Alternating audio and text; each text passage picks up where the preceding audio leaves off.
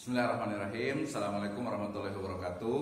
Alhamdulillah, salatu wassalamu ala rasulillah wa ala alihi wa ashabihi wa man tabi'ahum bi ihsanin ila yaumiddin wa ba'd. Kondisi umat Islam saat ini berada di level di mana perbedaan pendapat menjadi sebuah permasalahan yang tentu saja kalau dibiarkan dia akan menjadi satu bom waktu, ya. Dalam makna dia akan menjadi semacam perpecahan yang tentu saja ini diperlukan adanya solusi. Belum lagi adanya berbagai berita hoax, ya, atau juga orang-orang yang memiliki opini dengan berbagai macam ide dan gagasannya yang sering sekali itu mendekonstruksi dari agama itu sendiri, sehingga menjadi tanggung jawab kita sebagai seorang akademisi tentu saja untuk bagaimana memberikan penjelasan kepada umat terkait dengan apa solusi, ya, dari Islam dalam memberikan jalan keluar tentu saja, ya, bagi persoalan umat yang ada. Nah, dalam hal ini berarti tanggung jawab, ya, dalam konteks agama mungkin disebutnya dengan apa? Amar ma'ruf nahi mungkar, ya, sebagaimana Allah Subhanahu wa taala berfirman, a'udzubillahi minasyaitonirrajim,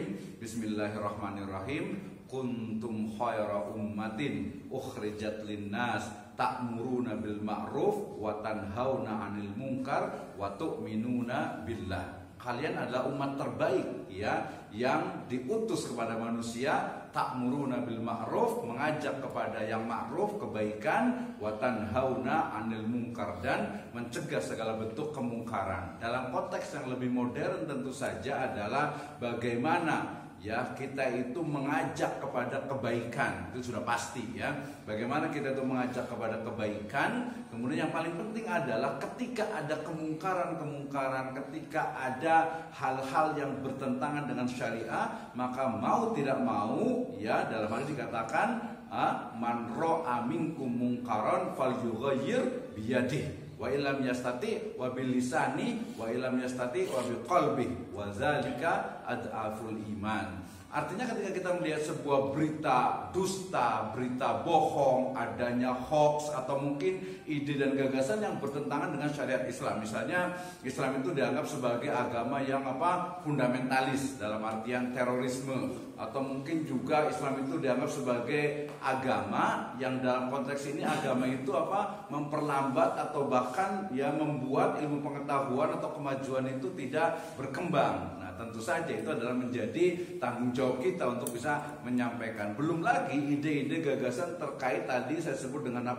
dekonstruksi agama. Jadi seolah-olah tuh agama itu sudah tidak penting lagi, gitu, ya. Bahkan pendidikan agama Islam misalnya itu menjadi, ya, cuman sekadar sekadar mungkin secara sosiologi itu dia hanya sebagai sebagai sebuah kebutuhan di masyarakat, tapi tidak, atau justru malah, ya, memperlambat dari kemajuan. Dan ini banyak sekali, ya, terutama video-video yang mengarah kepada tadi dekonstruksi agama yang menjadikan agama itu tidak terlalu penting.